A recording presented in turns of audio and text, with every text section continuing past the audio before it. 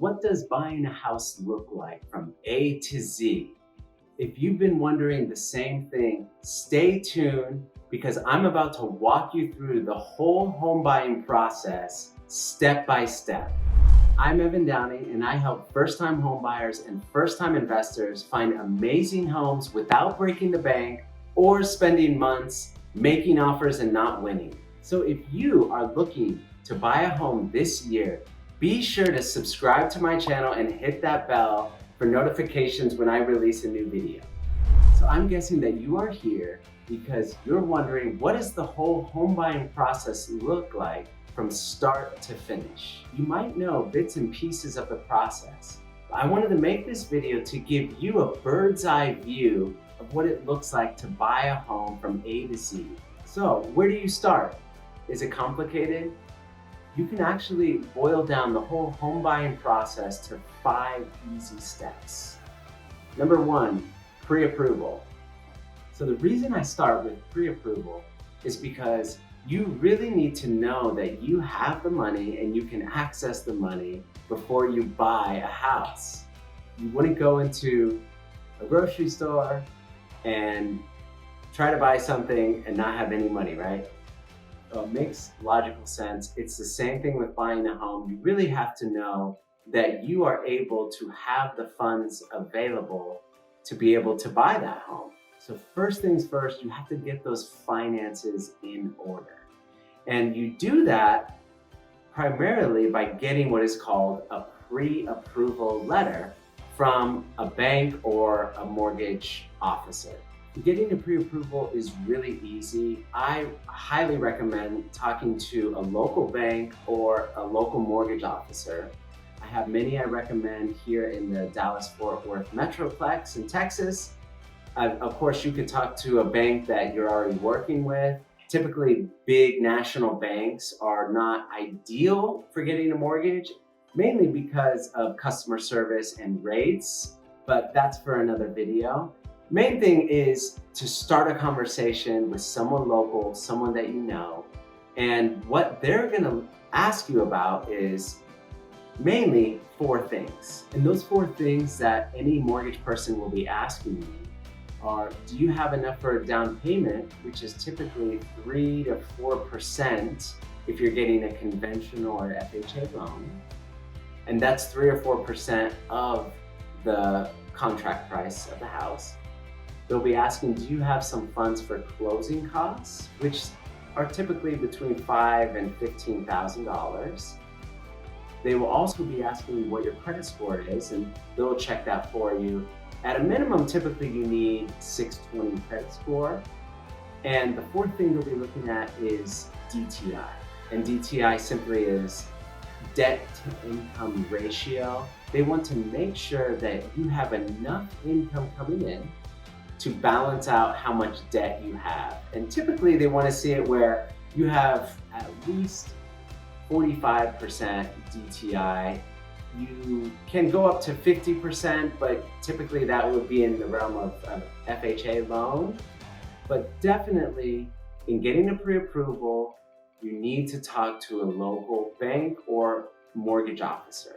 And I have lots of contacts. Please reach out to me if you need any recommendations, really, not just in Texas, but nationwide. The second step in buying a home is find a Rockstar Realtor, a local real estate agent that can help you find a home. There are a few things I like to point out when looking for a real estate agent. I would highlight mainly 3 things. The first is they have to be local. This almost seems too obvious, but a lot of people I talk to, they say, oh, well, my Aunt Sally lives a few hours away and yet she's in the States so she can help me. Don't do it. Wrong. I wouldn't go there. You really need someone who knows the local area, specifically the city, and even the zip code or neighborhood you are looking for. Because real estate is local. It's something that is near you. You have to be there. You have to really know the area, mainly to give you a good deal. Number 2, I would say, in a good realtor, Look for someone who communicates effectively. You don't want someone who does it part-time and is busy at a job all day and can't get to you if you have a question, say in the morning, and they can't get back to you till that evening or the next day. In this kind of market that we're in that's so hot, you need a real estate agent that preferably is full-time and really can communicate effectively via phone, either calls or texts, because that's going to be the difference between you submitting an offer and it getting accepted and not. I mean, think about it. You need someone that can not only communicate effectively with you, but also with the other party, with the seller's agent. Being able to get all the information from the seller's agent and communicate effectively what you as their client are wanting to the seller's agent. In a sense, selling your story so the offer can get accepted. Number 3, and I would say most importantly for a real estate agent, at least in my opinion, is you need an agent that will negotiate like a shark for you. Real estate's all about negotiation. You have to be able to get the best deal, negotiate hard. I mean, it's the biggest investment of your life potentially. So you need someone who really can fight for you. And when they fight for you, that means get you the best deal and negotiate like crazy on your behalf. You've already gotten the pre-approval, you've chosen your realtor. So now what do? Obviously the next step is, number 3, finding a home and making an offer. In some markets, and especially Dallas-Fort Worth, it can be somewhat crazy finding a home, submitting an offer, and actually getting it accepted. So where do you start in finding a home? Well, you have to tell your realtor, please set me up on a search direct from MLS for a particular city or neighborhood that you're looking. You really have to drive the different neighborhoods, understand those neighborhoods, the schools, the area, drive them during the day and at night and find out which area you really like and tell your real estate agent, set me up on a search direct from MLS so that you could get the information direct from the source, which is multiple listing services where all the homes are stored. Once that search is set up, you'll be able to highlight certain homes that you like, certain ones you don't like, and really you'll tell your agent, the agent can easily adjust that search to exactly what you want. If you want a fireplace, if you don't want a pool, if you have to have 2-story, you can really drill down and get very narrow in your search. And then once you're getting those homes, you can go to the homes, tour them, and get a feel for what kind of home that you like. This may sound cliche, but I always tell my clients, when you're touring the homes, you have to be in love with the home. Don't settle. Never settle when buying a home. It's too important of a decision. You have to be in love with it. And I believe you can get a sense about a house fairly quickly upon entering the house. You enter, you see it, you get a good feel for it. Typically in the first 30 seconds, a minute. I know that's what happened with me and my wife. We were looking for quite some time and we went into one house, the house we're living in now, and we just knew right away that house was for us. So tour a lot of homes. Sometimes you don't have to go and see that many, but there's no need to rush into something. Look at a few at a minimum, if not 10 to 15, just to get a good feel for the types of homes you like, the types of homes you don't like, because photos don't say everything. Once you find a home that you love, you're gonna be making an offer through your real estate agent. And this can be tricky in certain markets, especially when there's not many homes to choose from and it's a real seller's market, which means it's fierce on the buyer side, it's competitive, there's multiple offers. I'm gonna make another video completely about this topic of how to get an offer accepted I already made one video, check it out here, where I talk about one key thing you can do when submitting an offer. Check out the video to see what that is. But there's too much to explain here, but I would just say, put your best foot forward when making an offer. Don't go back and make a better offer later. You just want to put your best foot forward first, just in case you don't get another opportunity. Once that offer is accepted, hooray!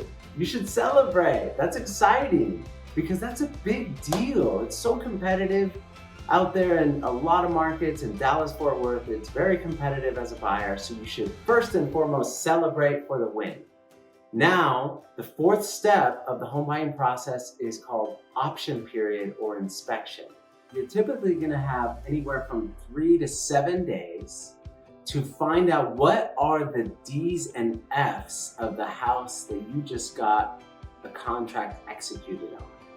What do I mean by D's and F's? What I mean is the most expensive items in that house, which primarily are the roof, foundation, electrical, plumbing, HVAC. That's going to be the most expensive because when one of those goes out and you have to replace it, it's going to be expensive.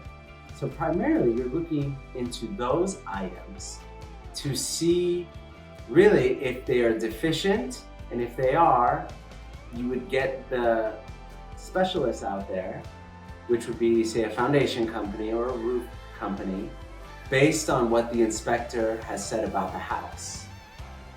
Now, it's not necessarily the case that whatever is the problem is actually going to be fixed or financed by the current owner of the house, but at a minimum, you will know and have eyes wide open as to what are the most expensive items in the house that need fixing.